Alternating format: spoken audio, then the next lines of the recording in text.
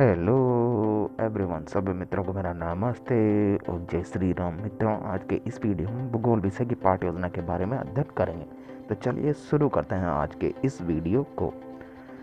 मित्रों, सबसे पहले अगर आपने अब तक हमारे चैनल को सब्सक्राइब नहीं किया है तो प्लीज़ चैनल को सब्सक्राइब कर लें, क्योंकि मित्रों सब्सक्रिप्शन का कोई भी चार्जेस नहीं है, ये फ्री ऑफ कॉस्ट है। चैनल को सब्सक्राइब करना बिल्कुल आसान है।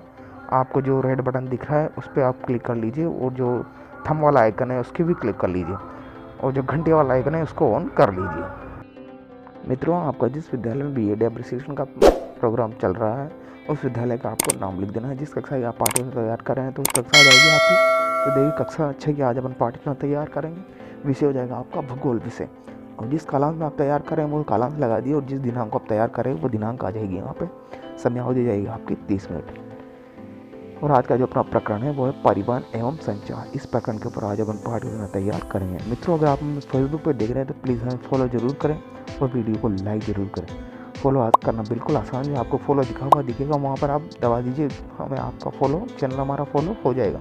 मित्रों, इस प्रकार से आपको सारी चीज़ें लिखनी नहीं है। ये लिखने के पश्चात में मित्रों आपकी जो नेक्स्ट रीडिंग आती है वो आपके सेशन के उद्देश्य सेशन के उद्देश्य के अंदर आपको 2 कॉलम बनाए हैं। सेशन के उद्देश्य और सापेक्ष परिवर्तन, ये दोनों कॉलम बनाने के पश्चात उसमें लिखेंगे। लिखने से पहले थोड़ा समझ लीजिए शिक्षण के उद्देश्य होते क्या है। शिक्षण के उद्देश्य तात्पर्य कि छात्र यदि शिक्षक द्वारा जब शिक्षण करवाया जाता है, शिक्षण से बच्चे के अंदर क्या परिवर्तन है या बच्चा क्या परिवर्तन लाता है ये शिक्षण करके। इसके अंदर आपको 3 शिक्षण के उद्देश्य लिख लेना। पहला है ज्ञानात्मक, दूसरा अबोध, तृतीय ज्ञान उपयोगी। 3 जो शिक्षण के उद्देश्य इन तीनों को लिख लीजिए। इसके पश्चात 14 शिक्षण के उद्देश्य आता है आपका कौशल।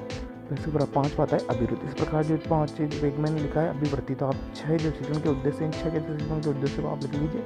मैं लिखना भूल गया हूँ, आप अभिवृत्ति को अध्ययन पूर्वक लिख लीजिए। इसके अंदर अभिवृत्ति के अंदर आप लिखेंगे बच्चे वैज्ञानिक दृष्टिकोण का विकास कर सकेंगे। इस प्रकार से आपको जो 6 के शिक्षण के उद्देश्य, इन 6 के शिक्षण के उद्देश्य को आप अध्ययन पूर्वक लिख लीजिएगा। ये लिखने के पश्चात में आपकी जो नेक्स्ट रेटिंग आती है आपकी शिक्षण सहायक सामग्री। रेटिंग लगा लीजिए शिक्षण सहायक सामग्री। शिक्षण सहायक सामग्री तात्पर्य की छात्र अध्यापक शिक्षक द्वारा जब शिक्षण करवाया जाता है तो उस शिक्षण कराते समय जो सामग्री उनके शिक्षण में सहायता करती है वो सारी सामग्री क्या कहलाती है? शिक्षण सहायक सामग्री। तो लपेट पलक हो गया, चौक हो गया, डस्टर हो गया, इत्यादि सारी सामग्री क्या किसमें आ जाएगी? शिक्षण सहायक सामग्री के अंदर आ जाएगी। तो ये हो जाएगी आपकी क्या? शिक्षण सहायक सामग्री। इसके पश्चात आप नेक्स्ट रेटिंग लगाएंगे पूर्व ज्ञान हेडिंग लगाइए। उसमें लिखेंगे विद्यार्थी परिवहन संचार के साधनों के बारे में सामान्य जानकारी रखते हैं। तो ये हो जाएगा आपका पूर्व ज्ञान। इसके पश्चात नेक्स्ट हेडिंग आपकी प्रस्तावना प्रश्न। थोड़े लगा लीजिए प्रस्तावना प्रश्न, और इसके अंदर आपको 2 कॉलम बनाने, छात्र अध्यापक क्रिया और छात्र क्रिया विद्यार्थी क्रिया।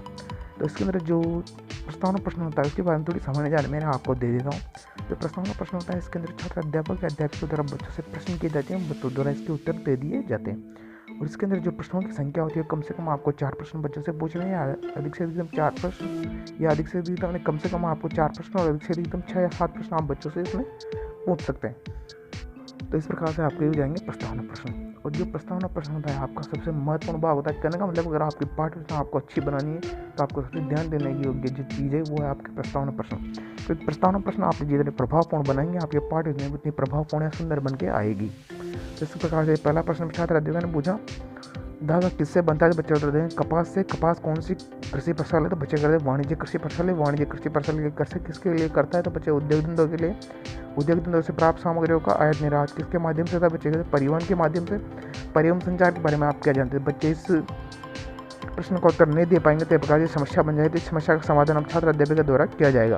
तो नेक्स्ट हेडिंग लगाइए आप उद्देश्य कथन। उद्देश्य कथन में लिखेंगे आप बच्चों आज हम परिवहन संचार के बारे में विस्तार पूर्वक अध्ययन करेंगे।